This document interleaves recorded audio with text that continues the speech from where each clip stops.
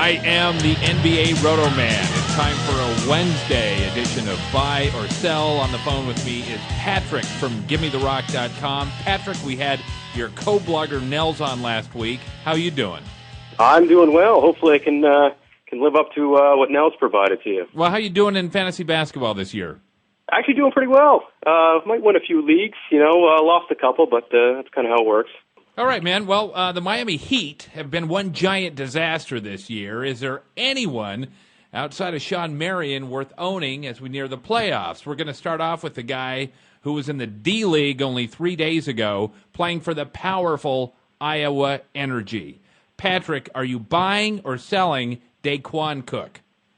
I pretty much saw him picked up, I think, in about every single league today. So, people are buying, but I think they're going to buck that trend. I'm going to give him a sell, unless you're really jonesing for threes, in which case, he could be worth your while. But I think what we saw out of him yesterday was probably a game that we're not going to see all year again. I mean, 5 threes was his season high. I think he played 43 minutes, which is well above his high. And, with Chris Quinn in there and kind of eating up minutes, and Marcus Banks probably be back in a week or two, I just really don't see him hitting those levels again. I think he's just going to be one of those guys. Perfect example, next game out, he's probably going to go something like 2 for 10 from the floor, maybe finish with 5 points. So I just have to give him a sell. Speaking of 2 for 10 from the floor, a lot of speculation with Shaq out to Phoenix and Mourning permanently injured that Mark Blount was a fantasy steal. What's your take? Let me caveat this by saying, I just despise Mark Blount. Just, going back all the way to his days when he, played with the Celtics and, he had the 2 big months and he got that big contract and he's basically never showed up again, for the past 4 years. So, he's a guy, he can certainly score. He has some, offensive game, but, I just can't recommend a center who's averaging less than 4 rebounds a game. It's just ridiculous. So, take that what you will, but yeah, I just hate the guy.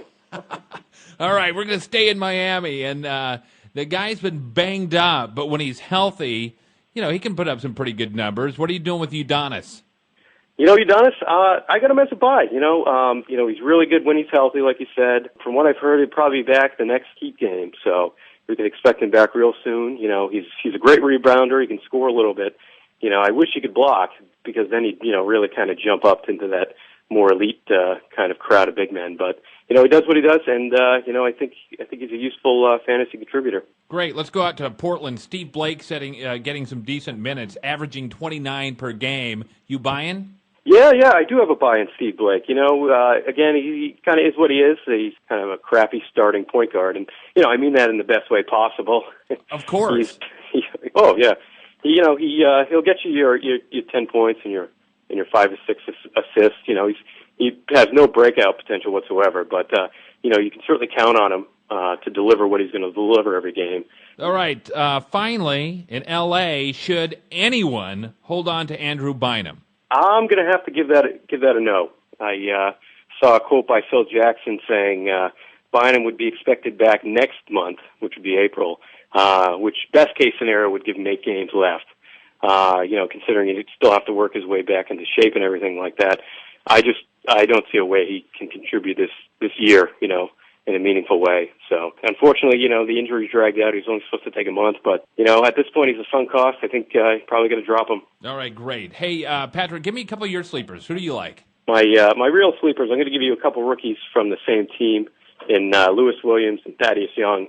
Both have seen their minutes kind of trending up over the past month. They fit really well into this new Sixers kind of up-tempo offense. And the best thing of all, predicting their future value, is that the team's actually winning with them. So that's a good thing. A lot of times the rookies get in there, it's for a struggling team, but, the Sixers are playing well with them. So I see really good things out of those 2 guys. And I also get Charlie V of the Milwaukee Bucks, probably more of a shallow league thing, and it's probably a today pickup with Yee out. He's been really hot lately. He'll definitely get you some boards, get you kind of those big man stats, and I'd actually pick him up probably over Mark Blount.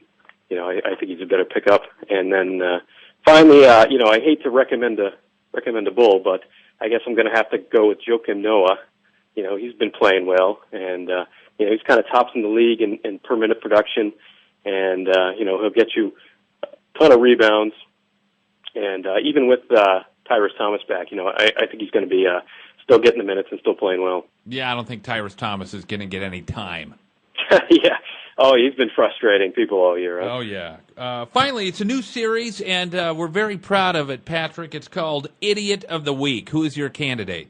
I like that a lot. So, I'd like to pick Mark Cuban, who I heard today actually banned bloggers from the Mavs locker room. So that was a nice move, being a blogger himself. But actually picking a player, I'm going to have to go with Nate Robinson. I think he's pretty much, I don't think anybody's going to disagree with me on this. He's kind of been toying with people all year, and he got the biggest loser award on Give Me the Rock today. It's just kind of funny how many more people probably had him in their lineups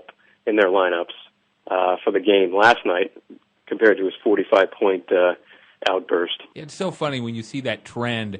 Somebody puts up a great night and everybody jumps on that train.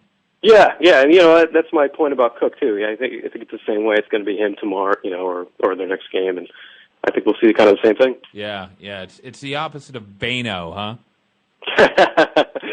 Exactly. I love Bano. Oh, he's great. Yeah. I think I got him in a league, and just he's been solid. Whenever he can go up against Kobe and actually have a better night, man, I mean, that's outstanding. It's crazy. It doesn't happen often, huh? No. All right, man. Well, the site is GimmeTheRock.com. I love it. Patrick, thanks for being on the show. Well, thanks for having me. And that's it for Wednesday.